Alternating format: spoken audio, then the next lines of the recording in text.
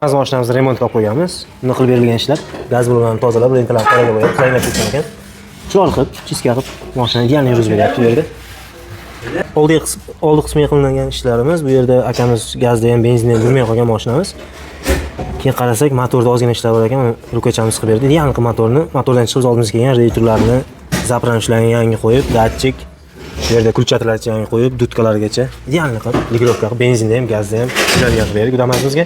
Yana bitta Damas'imizga chiroyli qilib gaz bilan o'rnatib beryapmiz. Hozir mana gaz bilan o'rnatish jarayonlari.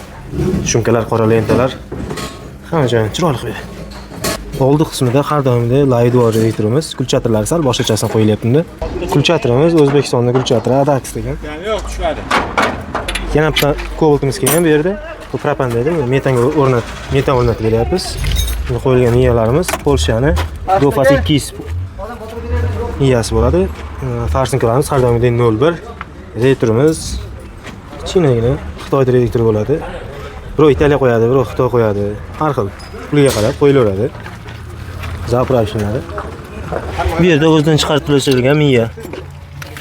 Farsinkalar, radiatorlari propanniki, shuning uchun chiqarib tashlanadi. Buni o'zi qolsa ham bo'lardi. Ba'zi joylarda programmasini qilishga qiynalib, keyin tarqalmagan ekan deb olib tashlar ekan. Yaxshi miya ekan. Bu jentramizga ham propan deydi, metan qilib beryapmiz. Mana gaz ballonlari. Propan radiatorlari, buni hozir olib tashlaymiz. Bu yoqqa metan qo'yildi. Metan radiator X degan radiator. Birinchi chiqqanmi. Farsinkalar joyida qoladi, miyalar joyida qoladi. Faqat radiator boshqa qo'yiladi. Bitta zapravshni qo'yiladi, datchik qo'yiladi. Bo'ldi metan. Shuna xizmatlar kerak bo'lsa, bemalol murojaat qilasizlar. Manzil Gulistonda.